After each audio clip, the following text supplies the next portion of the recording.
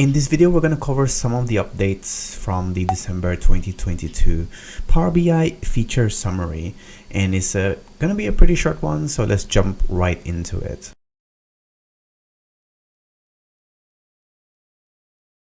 Hi, my name is Fernan, and welcome to the Solutions Abroad YouTube channel, where we cover tips, tricks, and best practices when working with Power BI.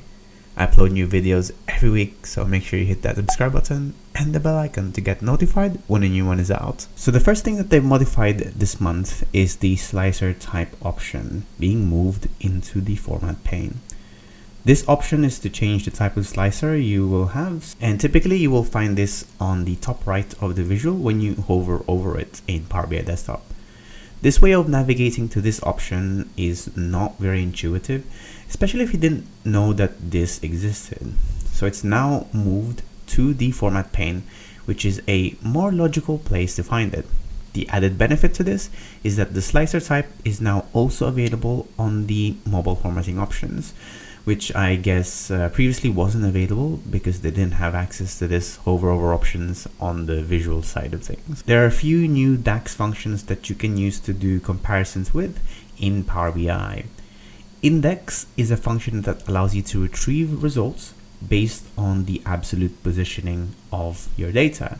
So they gave here an example, for example, finding the oldest person with the last name Garcia.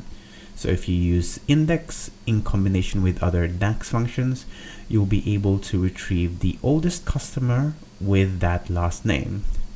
This function also works with lists that have multiple people with different surnames, as they are partitioned by surname using one of the useful helper functions partition by. So this is a great function that I can definitely use. One example that comes into mind in terms of HR is getting the latest employee records. So instead of relying on Power Query, I now have the option to do it here in DAX instead. Offset is a function that is, weirdly enough, something that we have already covered in a previous video. It essentially compares between rows relative to the data's position. So a great use case for this is when you're comparing values not in a natural chronological order like dates or numbers, for example.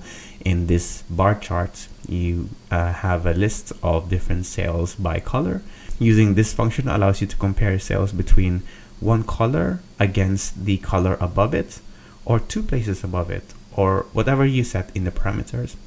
If you want to learn more about how to use the offset function, go check out my video on it. Window is another DAX function that allows you to perform calculations based on ranges. And there's a great example here that they added on how you can use it to calculate the moving average for the last 3 months. So each data point here in the bar calculates the average across the 2 months before it as well. There's another way to do it even before this DAX function came out, using dates in period, which I already covered in a separate video, so go check that one out if you wanted to know more about moving averages. Along with these functions, order by and partition by are two new helper functions that work only for these functions. Order by defines the sorts order of your data, and partition is a kind of a way to group your rows. And if you worked with SQL before, you'll be very familiar with how these two work. You can now track metrics and scorecards or check their progress all within the Windows app. Lastly, there's news about Charticulator, which sadly it seems that further development on it will be discontinued.